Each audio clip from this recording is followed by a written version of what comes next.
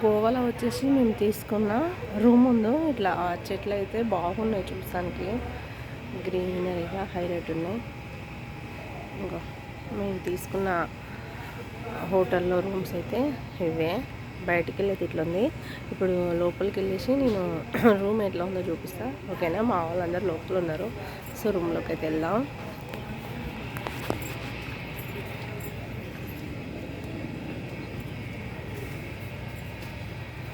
ఇదే మా రూము.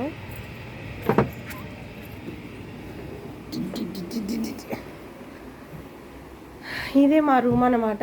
బయటికి వెళ్ళి చూపించిన కదా ఇప్పుడు. లోపలికి మా చెర్రి లేచిండు. ఓకే, లేచిండు, చేసిండు. బాను ఓకేనా? లేచినావా? మా వాడు పెద్దోళ్ళు లేచిండు, చిన్నోళ్ళు లేచిరు. ఇక ఇప్పుడు బీచ్కి వెళ్ళాలి మేము. హాయ్, సంధ్య మేడం కూడా లేచింది, ఫ్రెష్ అప్ అయింది.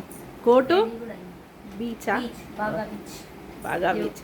యోయో ఓకేనా? తొందరగా వెళ్ళాలి. వెళ్ళేసి మళ్ళీ 11 లోపు రూమ్ అయితే ఖాళీ చేయాలి. రూమ్ అయితే ఇట్లా ఉంది. ఇక్కడ ఏదో పెయింటింగ్ అవుతుంది, నాకు అర్థం కావట్లేదు. చూస్తానికి అయితే చాలా బాగుంది. గోవా అంట చూడండి. ఇది మంచిగా చేసారు, చాలా అంటే చాలా బాగుంది. వావ్, దాని ప్రైస్ నాకు తెలియదు. ఇంకా మా రూమ్లో ఒక టీవీ ఉంది, ఏసీ ఉంది. ఇది వచ్చేసి బీరువా, కబోర్డ్, ఒక ఫ్రిడ్జ్లో మాత్రం ఏమీ లేవు. కార్డ్ ప్యాకెట్ మేము నైట్ తీసుకొచ్చినాము ఒకటి, అందులో ఉంది. ఓకే, ఇవి విండోస్ బయట నుంచి వ్యూ పాయింట్ అయితే చాలా సూపర్గా ఉంది. ఓకే, చూపించిన.